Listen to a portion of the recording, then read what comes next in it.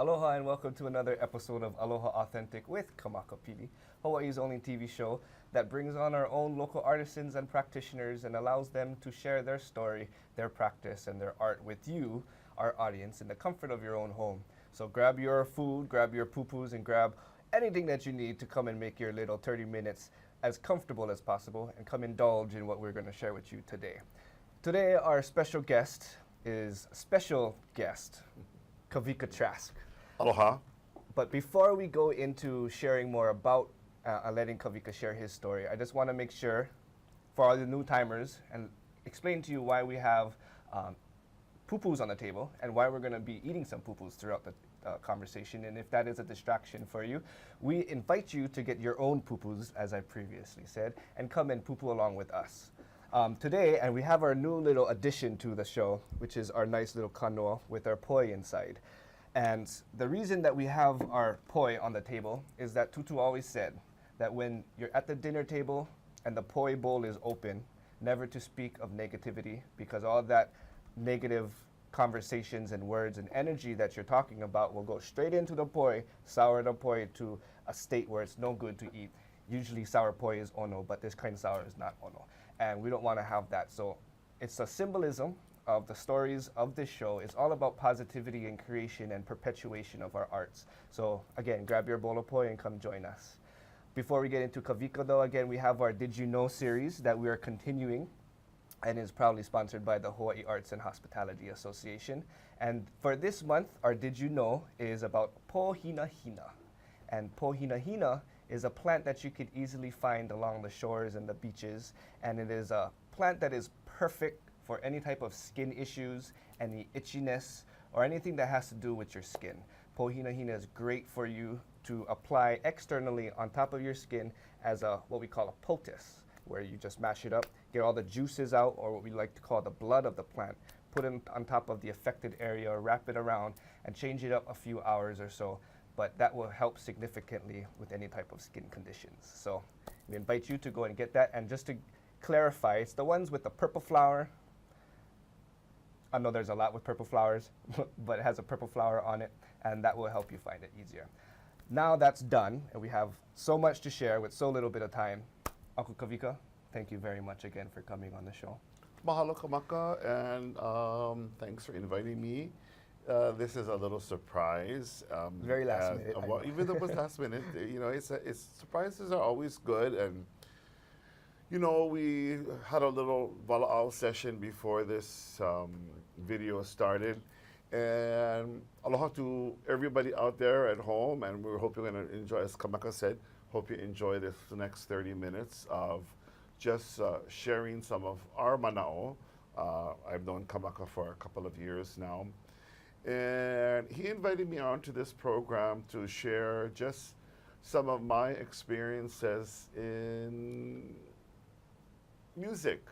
And there are some of you out there that may remember that the way I came into this, I learned how to play the ukulele at a very young age. And I think I was in the 3rd grade. We had moved to Honolulu, but I would return to Maui, where I was born and raised. And my godparents, Lucille and George Kapahe'e, wanted me to learn how to play the ukulele. So summer fun, wasn't summer school. Summer fun, my uncle bought me a homemade ukulele one of his friends had made, and off to summer school I went, and flash forward, and that's how I learned how to first start to play the ukulele. And then, like any, you know, family style party in the garage, I mean, I had characters as relatives growing up on Maui. I mean, every month there was somebody in the family, cousin or auntie or uncle, that had a birthday, anniversary, baby luau, somebody was getting married, but they always had the family, the ohana always got together, did the whole luau, kalua the pig. My auntie had a lot of kalo, she owned lots of lo'i, so forth and so on. So they cooked the food, other family members would share their talents in music and hula, and it was really great growing up on the island of Maui. Coming into, when we moved to Honolulu, it was a little weird. I went to explorations when I was in fifth grade. Then, of course, later on in seventh grade, I attended Kamehameha schools till I graduated. I won't say what year. You folks know me, you know how young I am. And then graduating from Kamehameha, and it was then actually that was really, really weird. I started, after going to explorations as an attendee, I wanted to work there. And Violet Marie at the Mahalo Rose Hill at the Julie Williams hired me into their program. It was great. And many of you know the explorations program. And from there, we started doing a little music prior to the Friday night ho'olaulea, where the students would leave after spending a week on the Kapalama campus of Kamehameha. So that's where we started. And it was very backyard. I mean, it was a small group. Actually, it was myself, and at that time, Randy Fong and Mark Kim, who were a couple of years younger than me at Kamehameha, we had formed that was our first trio.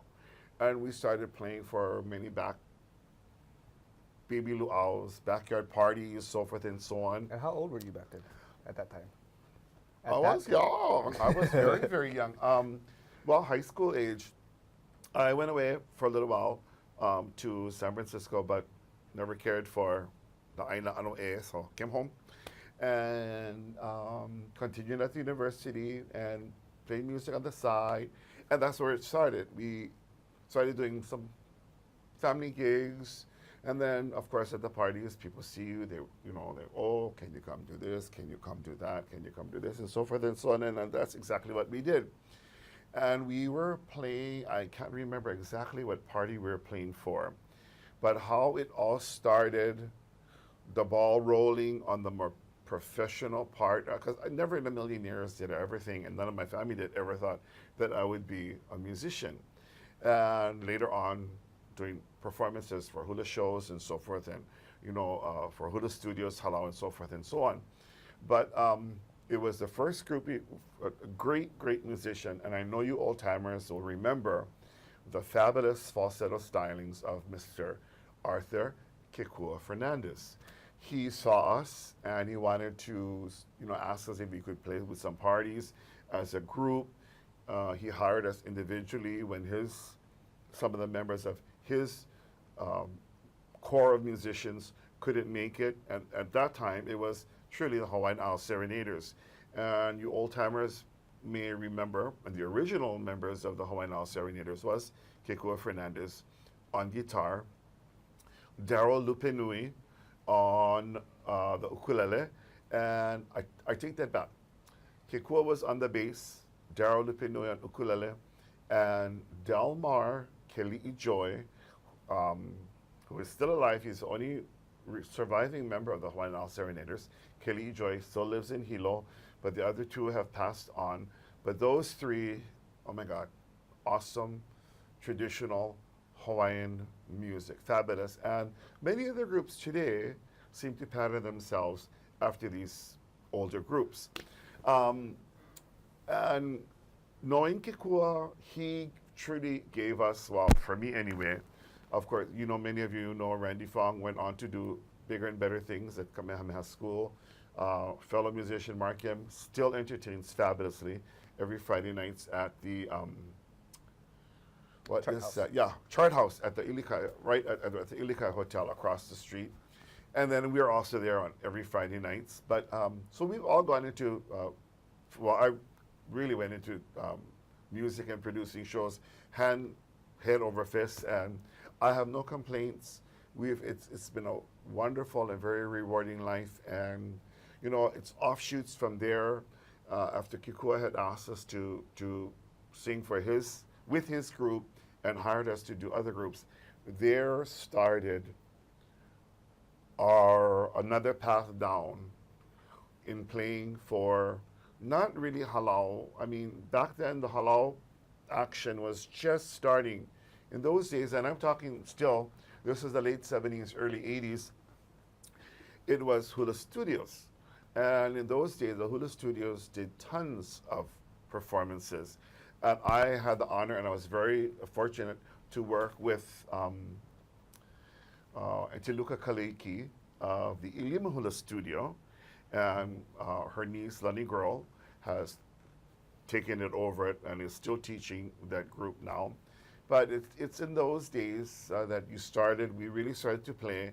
And to this day, and we do traditional, very, very traditional Hawaiian music with some contemporary flair. We'll do some, just to change it up a bit. But we still do. I still consider what we do not only traditional Hawaiian music, but we do hula music. And it has been a very rewarding career. We have been able to travel, and Kawika, you know that too, since joining our group. For all you young musicians out there that watch the show, and if you don't, or you kupuna out there that you have in your hana, your granddaughter, your grandson, great nieces or nephews, Hawaiian music is only part of it. Being able to learn the traditional songs and the hula music, and those are the things. And since Kamaka has joined my show group, those are the things that will still take you to this day in a rewarding field of being able to travel, to go abroad. I'm not talking about going Molokai or Lanai or Hilo. That's everybody goes to those places, but to go to the mainland and to travel abroad, to Europe, to Japan, lots to Asia now, even down under to even some other Pacific Isles, and to Australia, New Zealand, you name it. What is, so first of all, you have such a long span. Long, and I hope it's Long a career. long time more. Okay. And you've come across so much legends throughout the decades that you've been in here. There's so much within what you've just said, so much points that I'm trying to hold on in my mind that I can bring back forth. But I think I just want to start off with being able to work with so much greats within Hawaiian music. How has that instilled you as a musician? I don't consider this, Kalamai, and I don't think this is, but I was at the end of that group.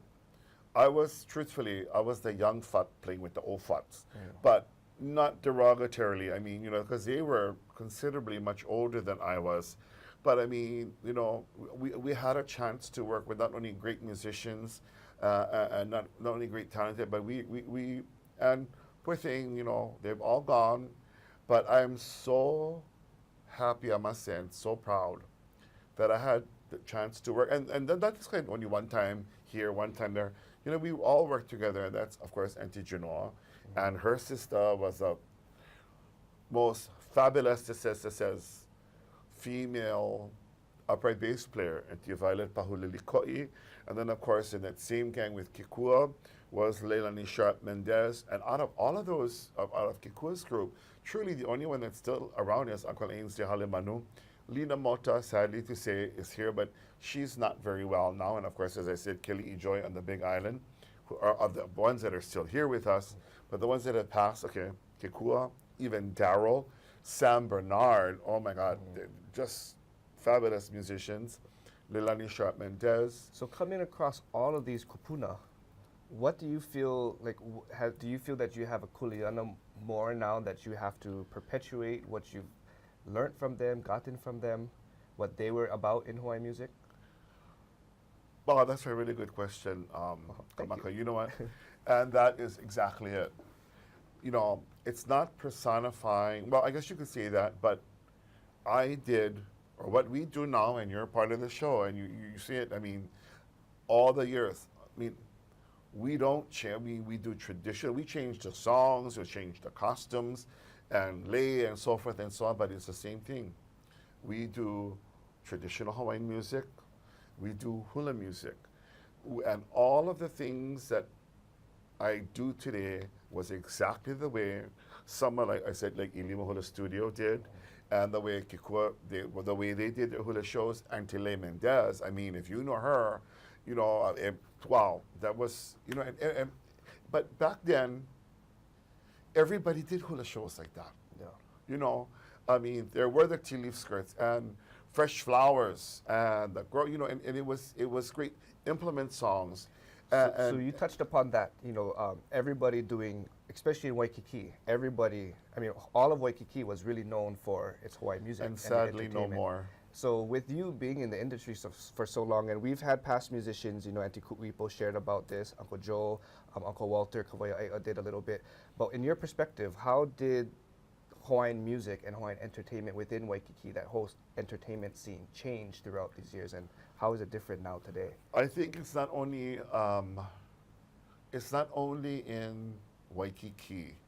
Sadly enough, and that's why when we go on to about the traveling part, sadly enough, when we do travel and we do complete hula shows and kamaka, that, and we continue. And I was just in Europe last month for 2 weeks doing our brand of music and hula, traditional hula songs with implements, and the way I learned. And sadly enough, we do that, and then I get sometimes, like I said, saddened, because when those malihini or the tourists come here, or visitors, or whatever term you'd like to use, you can't find it. Unless you go to a luau show. But why is it only in a luau show? You go to many Waikiki venues, and especially the hotels, there's no Hawaiian music. There's no hula shows. And the ones that do, and Kalabai, there is no costuming. It's atrocious. Nobody uses tea leaf anymore. They use one mumu, kukui knot, shell, silk flowers in the hair, or something, but nobody uses anything fresh anymore. And you use no lace, and that was synonymous. You look at everything that was synonymous with the islands. You get off the plane, you get your lei, you see the hula girls. Of course, they call it grass skirts. We know it's la'i or tea leaf, but that exemplified what Hawaii was back then, and it really has changed. However, I'm still with Hawaii back then. I am never going to change my hula show. And people enjoy it because they go, wow, that's what we come to see, but you can't find it here anymore. So do you think that when you do travel all around the world, that outsiders of Hawaii have more of appreciation of traditional Hawaiian music than today's Well, Hawaii? the ones a very good question. Another thing is, some of the people, when we do go abroad, they may not recognize us, but they recognize what we've done and what we're doing for that show. And they go, oh my God, that's what it's all about. That's how it's supposed to be. Because you still do, like cellophane, still do it all. plumeria, lays, galore. Everything. But that's, to me, that's so what that is something that I explain with people too, is there's this timeline of hula, and you have kahiko, you have awana, and for me both is just as important as the next. Yes. And then you also have hapahaole scene and that whole era of hula. Especially for the visitors, and going back to what it was and what it is now. I'll do your question about the costuming. To me is, we're not trying to. We have moments with these people.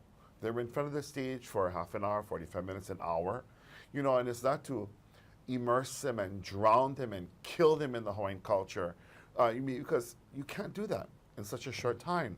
It's just to give them a small taste of what kahiko was, because you can't do a hula kahiko show all through it for them. It goes right over their head. They have no clue of what you're doing. And then you move into awana and certain other things. But one of the most important things, not only in sharing the culture and the hula with everybody, it's explaining who your MC or whoever is doing the show or must explain to these people that have never seen it, or they've been here before, they still have no clue what's going on, because why? No one has truly explained what we're doing. Your MC has to explain it, and even just step the number one, each step number two, too, yes, but you have to explain. Once you explain to these people, and that's the thing, mahalo ke kua, and everybody all up there that's watching, we have gotten, and you've been there, Kamaka too, We have gotten so many compliments from our visitors that have been in the audience for the show, and they come up to the stage after we're pow and they go, wow, when you explained everything and when then we saw the dancers dance, we knew exactly what you folks were doing. We could understand what the show is about. And there was like, nobody's ever done that before. And I said, no, that's the way we do things. Because if you don't explain, it's like going to school. Anything. You're trying to teach them a little something, share a little something. But if you don't explain it to them, how do you think people that do not Olelo or speak the Hawaiian language, even our own people, cannot understand what we're doing? But everybody grows up here, they're ma'atu, they know, they know, okay, great. But if you don't explain to them, how do you think these people are going to understand? Well, you know, so with today and Hawaiian music today, and we have this whole new generation coming up that is starting to bring back the old style, you know, not necessarily the same songs, but in that same style that you know, you guys had back in the day. What do you feel about these younger generation groups that are starting to do that? For the younger generation, can we put that on hold just for a bit? Well, we have Because 6 minutes left with a for couple more real? questions. Okay, so you know, okay, Time flies when you so talk. time is fine. Okay, but one thing I wanted to get you about the changing scene in Waikiki, Yep. I have two words. It's corporate America. The hotels are not run by local people anymore. They had a lot of local people working. The vice presidents and managers were local people, so they would keep the Hawaiianness in the hotels. No longer. They're not really run by anybody from here anymore. They get their mana'o and they get their direction from the mainland office. So they'll cut, and they end up cutting the culture out. So now moving to the young kids, wow. Some of them, well, I say some of them, most of them are just hot. And I think I smile because for a while there, for a couple of years, we were the only ones doing it. You know, there weren't these young kids Doing it like this. There you go. There you go. So one question I Couple want slaps. to know, and I'm sure a lot of people who do watch you, is how did you get to playing like this? Thousands and thousands of years ago. No, I'm just kidding. You know, one of our first things, jobs that we did, and that's back to Kikua, and that's with Ilima Hula Studio. We did a show called the Chakmashara Lu'aus that ran on the beach at Waikiki, and that's the first big Polynesian show we worked for. And back then, the sound systems were nothing like the technology we had today. So you had 3 mics, you had a board that had, lucky if it had 4 or 5 channels. So, and in any hula show, the ukulele is a lead instrument. So I had 1 mic, so that I had to hold it up like this, so that the dancers could hear, and I don't hold it up here. I just rest it on my elbow, and it goes right into the mic. And that's then I can't hold it anymore, any different. It's just, I'm not to that. I know everybody goes, I get that question many, many times throughout the year. You're not. Well, then now you know why. But that's smart. That makes sense because they never, I mean, like this one in the Well, you kind of, if you don't hear the ukulele, the lead instrument, you throw off the whole line. Yeah. I mean, and that's even contests. I mean, I'm glad we don't do that anymore, because once the music, if the musicians screw up, the halal will lose. Well, you know, with 3 minutes counting down, and there's so much questions I was planning in my head I never get to. But I just want to make sure I Can't give believe you it's enough 30 time. minutes already. Are you exhausted? No, I could go on 1 more hour. But I want to make sure that we have enough time to explain or to ask this last question that we always ask our final guests. Yes. But throughout everything that you do and everybody that you've come across and things that have been bestowed upon you, morals that you've come across, aloha, what does that and how does that resonate for you? What does that mean to you? Wow. You know, I guess, you know, everybody has their own mana'o about that. And, but, you know, I think it doesn't, you know, people say aloha is truly everything. It's your lifestyle, kamea, kamea, kamea. But to me is, you know, if you really have aloha, it's, first of all, undying. It's never ending. And the main thing is because, I run into a lot of people, and to me is, aloha is when you give, you give from your heart, and you don't expect anything back. And that's what it is. That's really what aloha to me is, because you give something and you give from your heart, and and because you people, I gave him this and I gave him that, and Baga never gave me nothing. That's not it. You give because you want to give, and you give from your heart, and you don't expect anything back. That's to me what it is. Mahalo. Yep. Thank you very much. We only have a little bit time left. But where can people find you? Well, And your free shows. That's a really good question these days. Well, we're lucky enough, we're at Ilikai, 30 years at the Ilikai Hotel. We're actually in our 30th year, Friday nights there, 6 to 8 p.m. right in the courtyard. And then we used to be at this other shopping area in Waikiki, but no longer there. So we are now across the street at the International Marketplace, but you'll have to call them for the schedule because our monthly schedule changes every month. And it's just on Facebook because we travel the world for Hawaii's biggest carrier, Hawaiian Airlines. Hawaii flies with us. So we might see you on an airplane. Put that in there. But if you want to enjoy some free and onolicious Hawaiian music, traditional Yes, it's free. Hawaiian It's free. music, It's free. please come down Ilikai Friday nights from 6 to 8 and enjoy yourself a little awesome time. And of course, the fireworks go off at the Hilton Hawaiian right next door. So with that being said, and with 30 seconds clicking down, we want to make sure we mahalo you as our audience. We're coming close to our second season, and we're very, very excited to bring on the third season and some new things that are coming our way. So we ask you to please stay tuned and keep up with Aloha Authentic, of course, on our Facebook page, Aloha Authentic. And then if you want to catch any past episodes and our past seasons, go to alohaauthentic.org. Until next year, we'll see you. Aloha. Mele Kalikimaka. Happy holidays. Mele Kalikimaka.